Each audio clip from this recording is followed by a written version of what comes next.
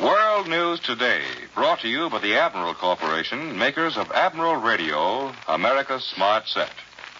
By shortwave broadcast, direct from important overseas stations, as well as leading news centers of our own country, CBS correspondents are waiting to bring you a complete report from the world's political and battlefronts. But first, here's Doug Edwards. American troops have captured San Pietro, one of the strongest points in the German winter line across Italy. Reports from the front describe the battle as one of the bloodiest of the war. In Russia, the Germans report heavy fighting near the Polish frontier in White Russia. American forces are still making progress on New Britain Island in the southwest Pacific, and on Bougainville, our troops have begun a drive into the jungles northeast of the Empress Augusta Bay bridgehead. And from London comes word that Prime Minister Churchill continues to improve. The signs of pneumonia are disappearing. Now for our first news from overseas, Admiral Radio takes you to CBS Algiers. Winston Burdett reporting. American troops have smashed through the Mignano Gateway to the road to Rome. After 10 days of savage fighting, our infantry yesterday stormed and captured the German stronghold of San Pietro, and so won their first vantage point to the north of the road leading westward to our next objective, Cassino. There has been no fiercer battle in the Italian campaign than this. San Pietro was taken only after American troops, in a series of frontal attacks, had seized nearly all of the encompassing craggy heights to the north, east, and south. The actual capture of San Pietro climaxed 72 hours of non-stop day and night fighting. The last assault began yesterday morning. By 1 o'clock in the afternoon, after a downpour of Allied bombs and shells had shattered the last German defenses, our infantry and tanks went crashing into and around the village and through the defile westward. San Pietro is now a heap of smoking rubble, pulverized by artillery fire, mortar fire, and every other kind of fire that has been pouring into it from our batteries on the heights. Latest reports say that we are pushing our patrols well forward and are now threatening San Vittore 2.5 miles to the west. Our troops have opened the door to the wide, flat Liri Valley, and they have won one of the decisive battles of the war in Italy. Behind the fighting lines in Sicily, the United States Army Counterintelligence Corps has turned up one of the best fascist underground stories of the Italian occupation. 15 young men and 1 woman are under arrest at Trapani for taking part in what is officially called a plot to organize the rebirth of fascism. On October 14th, our intelligence agents saw posted on various buildings in Trapani tiny mimeographed bulletins denouncing President Roosevelt and claiming lack of bread, clothes, and work. The manifestos ended with the words, "Long live revolutionary Sicily." The plot behind the manifestos was revealed by a Sicilian informant who wrote a letter in pidgin English to the Intelligence Corps giving the names of all the persons who were later arrested. The self-confessed leader of the group is Cataldo Grammatico, 20-year-old university student. 13 of his fellow conspirators confessed. Acts of sabotage and wire cutting since the Allied occupation were admitted. Quantities of Italian army equipment, arms and ammunition, propaganda leaflets, and copies of radio harangues by Hitler were seized. Signed confessions revealed a plan to stage an armed uprising. Most of the arrested persons are students. As conspirators, they seem to be amateurs. As a conspiracy, this was a fairly easy nut for the Intelligence Corps to crack. What will be much harder will be to re-educate a generation of young Italians who know of nothing better to live for than Mussolini's fascism. I return you now to CBS in New York. More news in just a moment, but first here is Warren Sweeney with a word from Admiral Radio. On previous Admiral programs, you've heard many stories of the deeds of our fighting men. Stories of the uses these men are making of the electronic instruments now being turned out at top speed at both great Admiral plants. But today, Admiral would like you to hear a letter, one that might have been written by almost any boy in the service. There's no need trying to tell you that this Christmas is not going to be different, for it is. A lot different. But no matter where we may be, there's one thing you can be sure of. Every one of us will be thinking of home, and the Christmas he imagines is being celebrated there. Of course, we realize that things aren't the same for you at home either. Shortages, people working harder than ever before, vacant chairs, like mine. But even so, the Christmas we like to think you'll soon enjoy is the one we knew, just as it was, without any changes. I think most of us out here would like to know that you at home are carrying on just as if we were with you, and I just stepped out to the corner for a minute. Yes, these are thoughts that will probably be in many a boy's mind at this time, our third Christmas at war. And Admiral joins in their unvoiced hope that by the time another Christmas rolls around, there will be no need for pretending that our boys, now scattered at the far corners of the earth, will be home with us again, that the workers at the Admiral plants will be devoting their efforts to peacetime production, to the building of the new Admiral, America's Smart Set. Now, here once again is Doug Edwards. The German radio continues to furnish news on the fighting in Russia. Berlin reports full-scale battles in the naval area of White Russia. And dispatches from Stockholm say the Germans regard the situation as extremely serious. The German news agency, which reported earlier that the Russians had closed an iron ring around Naval, 70 miles from the old Polish border, now claims the Red Army lines have been broken. The Russians are said to be using heavy armored formations in support of this drive. But there is still no word from Moscow to deny or confirm the enemy stories. From Kharkov comes the verdict in the first war criminal trials of World War II. The Soviet military tribunal has convicted 4 men, one a Russian traitor, of having participated in the mass slaying of Soviet prisoners and civilians. All 4 have been sentenced to death by hanging. They offered but one defense, that they were carrying out orders from Hitler and Himmler to destroy what the Nazi leaders called the inferior Russian race. And now for a summary of the situation on the Eastern Front, here is Columbia's military analyst, Major George Fielding Elliott. It seems highly probable that the German reports of heavy Russian attacks southwest of Naval, which Mr. Edwards has just told you about, may be of considerable significance. It would not be the first time that the news of the Russian advances has come to us from German sources well in advance of any Russian communique on the subject. The Russians have a habit of allowing an operation, especially one of their offensives, to develop for several days before mentioning it officially. The reason this German report seems important is that military observers have for some time been anticipating a shift of Russian offensive emphasis to the north, where the ground is now frozen, and where marshes, rivers, and lakes have ceased to be, for the time being, the barriers to military maneuver, which they are in the summer and fall. The area Nivelle-Vitebsk is, so to speak, the hinge of the German defense line in North Russia. It represents the junction between the German Army Group of the North and that of the center. The German line from Leningrad to Vitebsk is that part of the front where the German communications are now longest and most difficult. And considering the German necessity for shortening fronts and shortening lines of communication in Russia, this part of the front is that from which a German withdrawal might naturally be anticipated in due course. No doubt the eventual German plan may be to swing their left flank back from Leningrad along the shore of the Gulf of Finland, perhaps to Lake Peipus, perhaps as far back as the River Dvina. The Russians will not wish to permit the Germans to do this undisturbed and at the chosen German moment. In order to prevent it, the best method is to strike heavily at the hinge of this swinging German door, which is the fortress area of Vitebsk. Hence, a Russian advance southwest of Naval, which threatens to outflank and envelop Vitebsk, is one which the Germans must find the means to resist. If they do not, then they run the peril of having the whole of their north wing cut off and surrounded, backed up against the Baltic shore, just as the Russians recently tried to back the whole of their south wing up against the coast of the Black Sea. But it hasn't come to that yet. These are merely conjectures. That was Major George Fielding Elliott. Millions of Americans have sent Christmas letters and packages to men overseas. For a description on just how the Navy handles this staggering transportation problem, Admiral Radio takes you to the Fleet Post Office, New York. Bill Slocum, Jr. reporting.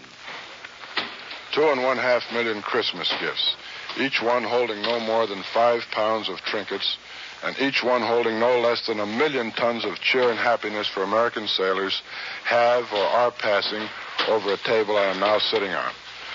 It's a long, rough table in the center of the Parcel Post Division of the Fleet Post Office, New York. If you send something to a sailor or merchant seaman marked Fleet Post Office, New York, you can be sure it landed here, was sorted, flipped with unbelievable accuracy into a rack of huge baskets, and sent on its way. If you, and some 50,000 of you did, wrap it badly, you can be sure your carelessness was greeted with appropriate comment and then slowly, painstakingly corrected by sweating sailors who repacked your parcel. Normally 400,000 letters clear here daily and 25,000 parcels. The Christmas rush was so well handled that Lieutenant Andrew Newton, officer in charge here, said there was a minor Christmas rush after the first one. V-mail, airmail, first-class mail, and parcels headed for men at sea come here from the post office. There's a tiny office here that bears a legend, "Please keep out." I knew it was important because it was the first official please I had ever seen in the Navy. And this tiny office is the location of every single ship in the United States Navy. It is the heart of the entire operation here. A few men, and very few, have access to that office. Incorrect addressing is the post office's biggest headache. Downstairs, dozens of waves are attempting to list the correct addresses of every officer and enlisted man in the Navy. But there are almost 2.5 million men in our Navy, and the New York office alone lists 2,500 J. Smiths, 500 James Smiths, 4,500 assorted Joneses. And that's not counting officers. Strange things happen here. The parcel post wrappers are hard to surprise, but among their more recent major shocks were 2 quarts of ice cream, or rather 2 X-quarts of X-ice cream, mailed to Bizerti, a pair of dead trout bound for England, and a very live queen bee destined for a Navy lieutenant in Africa. Baby dishes, teddy bears, washboards, and girdles have also popped out of badly wrapped packages. I am solemnly assured that never in the history of Fleet Post Office, New York, has a bottle of anything alcoholic been found except hair tonic. Plenty of bolognas and historic cheese, though. Fleet Post Office is thorough. To make sure there is no hitch, it had a code number assigned to Casablanca and Naples many, many months before they were necessary. They already have a code number assigned to Tokyo, but they won't tell me the number. Seems they picked a year for the code, and they don't want to sound too optimistic. Now back to Admiral Radio. London announces today that Prime Minister Churchill continues to improve in his sick bed somewhere in the Middle East. An official bulletin says Mr. Churchill's temperature has returned to normal and the signs of pneumonia are disappearing. It's generally agreed that the Prime Minister will need quite some time for recuperation. And London papers suggest that Mr. Roosevelt may become the traveler for the next big Anglo-American War conference. London newspapers are also paying quite some attention to the matter of a second front, and they have a new suggestion on just who will lead that drive across the Channel. First, unconfirmed reports in both Washington and London had General Marshall in the driver's seat. More recently, after the Tehran conference, we began to get reports that not Marshall, but Eisenhower would be the top man. And now London papers suggest that the Allied leader will be a Briton, not an American. And as the 2 most likely candidates, they name General Sir Harold Alexander, Chief of Allied Ground Forces in the Mediterranean War Zone, and General Sir Henry Maitland Wilson, the Allied commander in the Middle East. American forces in the Central Pacific are preparing their bases in the Gilberts and continuing to attack Jap strongholds in the Marshalls. For a report on this war zone, Admiral Radio takes you to CBS Pearl Harbor. Webley Edwards reporting. Civilians and men of the armed forces in this long, blacked-out, dimmed-out place got a Christmas present from the military governor this morning. Effective tomorrow night and every night, lights, wonderful, bright lights, until 10 p.m. After that, inky blackout as usual. In New Britain, American troops have further consolidated their gains on the recently occupied Alloway Peninsula and have captured Umtigalo village, it is announced. As Christmas week moves into the Pacific War area, the situation out here is one of growing pressure on the Japanese. The occupation of the Gilbert Islands placed a tension spot on his outer defenses. Thereafter, he's been jabbed steadily in the Marshalls north of the Gilberts by clock-like 7th AAF raids and by one jolting fleet raid by task forces in strength. And then the Pacific Fleet further added to the tension by probing deep inside his outer defenses 11 days ago to bombard Nauru Island. The 7th AAF raids have continued thereafter in the Marshalls, drumming in with big liberators to drop no great bomb tonnages due to the flight distances, but eternally hammering away. And now, just as the whereabouts of the Pacific Fleet must be giving the Japs the jitters, the fleet has not officially been reported since the Nauru bombardment December 8th. American forces have jabbed into the Jap defense rim to add pressure at still another point on this Alloway Peninsula of New Britain Island, the same island where the big harbor of Rabaul is located. And over across from Rabaul on the other side, the pressure continues with the fighting on Bougainville Island. 4 weeks ago today on this same broadcast, Brigadier General William J. Flood, Chief of Staff of the 7th AAF, said prophetically, "Spread 'em out and sock 'em" looked like a good motto for the Central Pacific. Even as he said it, Admiral Nimmon's big Pacific Fleet forces were going into the Gilberts. Since then, the spread 'em out and sock 'em policy has spread indeed through most of the Central, Southwest, and South Pacific, with pressure against the Jap built up until it breaks through again to touch him in another vital spot, as was done in the Gilberts. This is Webley Edwards at Pearl Harbor. I return you to Admiral Radio in New York.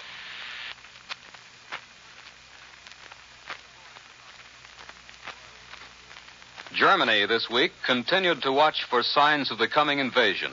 For a report direct from one of the few neutral listening posts on the continent, Admiral Radio takes you to CBS Madrid. Glenn Stadler reporting. The law of diminishing returns appears to be operating among Hitler's satellites. Indications are that it's working well in Hungary, where there have been strong demands for immediate return of troops from Russia. These number about 60,000, but because the Germans won't permit a withdrawal, they face either being killed, captured, or pushed back home. In Hungary itself, there are about 450,000 soldiers, many guarding against attacks by Yugoslavs. Romania's situation is similar. As early as 2 months ago, reports from Bucharest told of demands for the return of their troops. Romania is more valuable to the Nazis as a source of oil, but also has 100,000 soldiers in Russia. They've occupied Odessa since its capture by German stormtroopers more than 2 years ago. Slovakia has about 60,000 men in Russia and keeps 30,000 at home. Bulgaria is not at war with Russia, but declared war on us. However, an odd story from Sofia today says the Bulgarians began to fight communism even before communism existed. They have an army of about 325,000, of which 60,000 are quartered in Greece and 100,000 in Yugoslavia. Thus, Hitler's Balkan allies show, on paper at least, a force of more than 1.25 million. This includes 6 or 7 ersatz commando divisions made up of so-called volunteers from the occupied countries, but really contain a large majority of Nazi regulars. In the north, Finland, with 20 divisions, aligned with Germany, is at war with Russia, but not with the United States. Here in Madrid, where the war seems far away, entertainment has taken on a more decided international aspect. Tonight, Draco and his Palanque leaders will attend the Spanish version of Shakespeare's Romeo and Juliet. In another theater, the Scala Vaudeville show for Berlin features a Japanese dancer giving an Oriental interpretation of the Negro song, St. Louis Blues. This is Glenn Stadler in Madrid, returning you to Admiral Radio in New York. Now for a report on home front developments and an interview with a WAC captain recently returned from Britain, Admiral Radio takes you to CBS Washington. Don Pryor reporting. Washington is getting ready for Christmas. Congress will adjourn formally Tuesday afternoon and go home for the holidays, leaving taxes, subsidies, the soldier vote, mustering out pay, and other issues to be ironed out in the new year. President Roosevelt and most of his family will have a quiet celebration of their own at Hyde Park. The president also will make his customary Christmas Eve address to the nation, except that it will be at 3 o'clock in the afternoon this time, and it will be directed primarily to fighting men around the world. Just a few minutes ago, President Roosevelt began an urgent conference at the White House with railroad and union officials in an effort to head off the threatened strike of operating railroad men. The strike is set for December 30th, but private information here is that the unions will postpone the deadline, using the threat as a lever to force negotiation of their wage demands. They want $3 a day more. Selective Service said last night that 1 million fathers will be drafted by July 1st. We've brought you a lot of heroes on this program, but it can't be emphasized too much that wars aren't fought alone by heroes. Most of it is done by potential heroes, just plain GIs, and this time by women, too.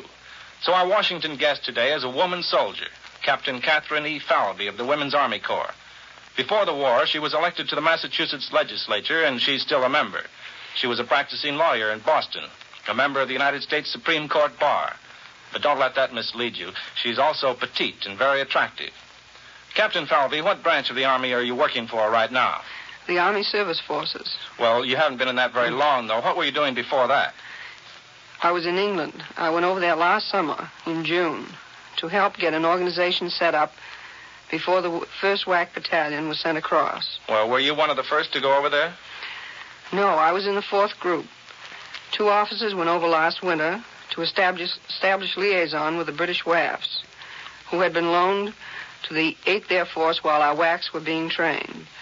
Then Major Wilson went over to take charge as WAC director, along with her assistant, Lieutenant Herbert. They were followed in May by 6 officers and 5 enlisted women. I didn't get there until about 2 months later with 3 other officers. Well, how did the soldiers over there react to you women?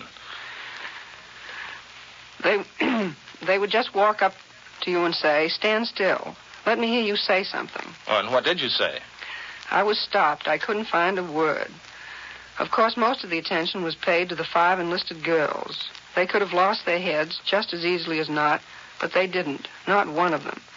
They brushed it all off and let it be known they were there to do a job. And speaking of jobs, what types of jobs do most of the WACs do over there now? Oh, all kinds. According to the latest count, I believe WACs are doing at least 155 jobs. All the way from cooking, stenography, driving cars, to plotting bomber courses and coordinating the big air raids over Germany. And what was your job there? Was it secret? Not entirely. I was on Major Wilson's staff at headquarters. And how about the British, Captain Falvey? The British women, for instance. What was their reaction when you WACs arrived in England? All of them I met were extremely kind and generous. They were very much impressed by our manner of speaking and our uniforms, especially our stockings. They also wore rayon, and they couldn't believe that ours were rayon and not silk, and just plain GI rayon, too. As for the British people as a whole, you can tell by their faces they have gone through an ordeal.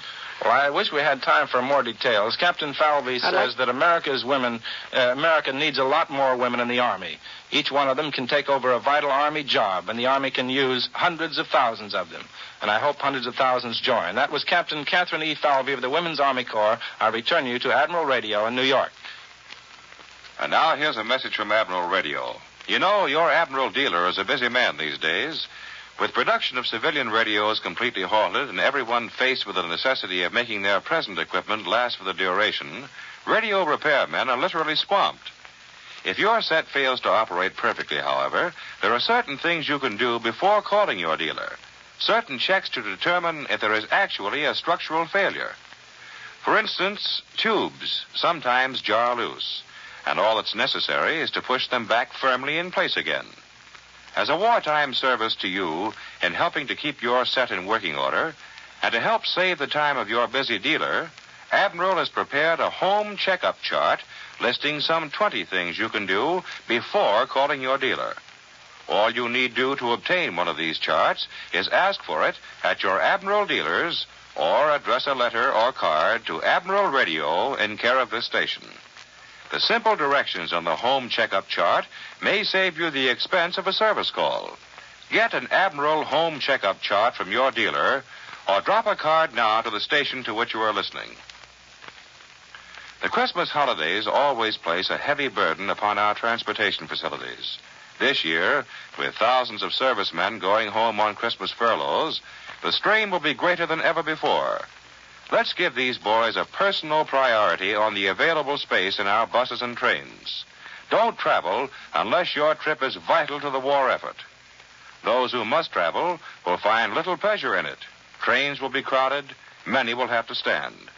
But more important than this, one casual, unnecessary pleasure trip may be the cause of some serviceman failing to see his family for the last time before going overseas. If a vacation is necessary, wait until after the middle of January before leaving. World News Today is brought to you each Sunday at this hour by the Admiral Corporation, makers of Admiral Radio, America's Smart Set. Be sure. World News Today by shortwave, direct from leading news centers of the world. This is the Columbia Broadcasting System. The WBBM Air Theater, Wrigley Building, Chicago.